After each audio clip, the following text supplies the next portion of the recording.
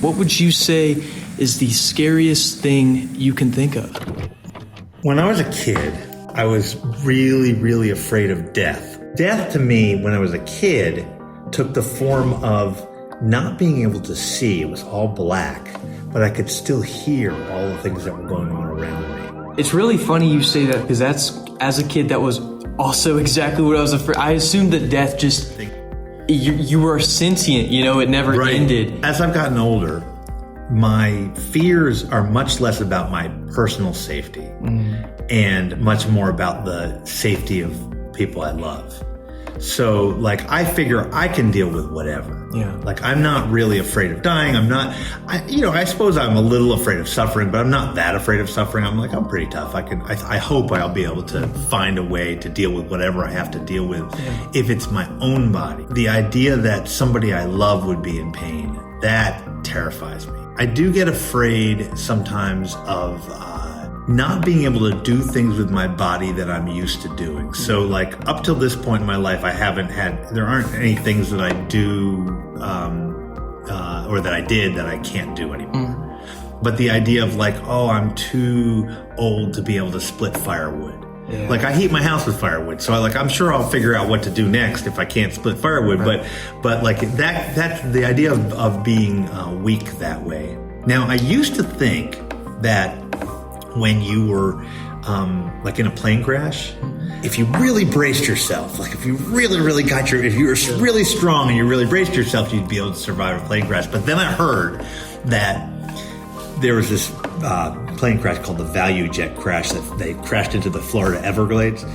And that when they were recovering the bodies, the largest part of a human body that they found was a kneecap. Wow. I was like, I guess you can't really brace yourself. Yeah. And I say all of that because I think that as much as I think, I'm strong, I'll be able to figure out, how to split wood, even if I'm old or whatever. But at a certain point, you do lose your capabilities. Even the strongest people eventually die. And that's a little scary. I totally relate to that. It's like, as growing up, there's this feeling of invincibility, and then you break a limb and you're like, oh my gosh, that was really easy, Right. It's crazy, yeah. I think I am an anxious person, but not a fearful person. Okay. So there's kind of an acceptance there that whatever happens, as long as it's not affecting my family. Well, and I mean, I think there's a distinction between anxiety and fear. Yeah.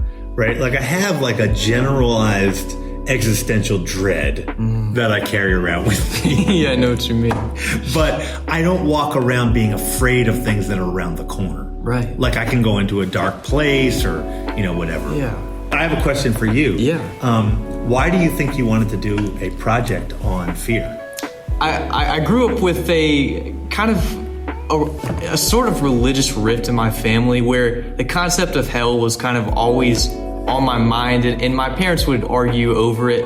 So I always had this kind of present anxiety in the back of my mind that something really bad could happen to me at any time, assuming I tripped and died, Right. And I think that growing up, I've realized that the fact that anything can happen at any time and just end everything is kind of, it used to worry me, but now it kind of makes everything special in a sense, because it's I'm writing out this life and anything that happens is a gift, I will say that I am much less afraid of things that would happen to me than I am things that I might do accidentally.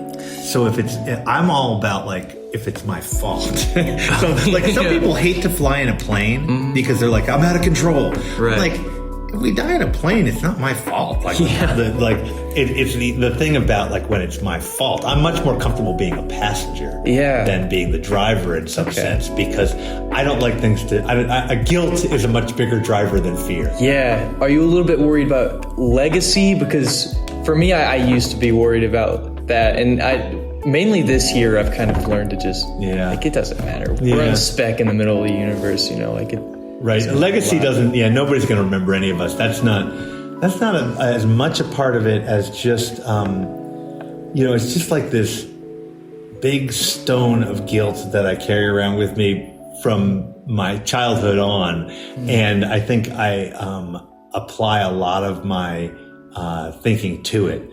and I keep trying to like paper over it and like cover over it with other things. But fear, that's not one that I walk around with a lot.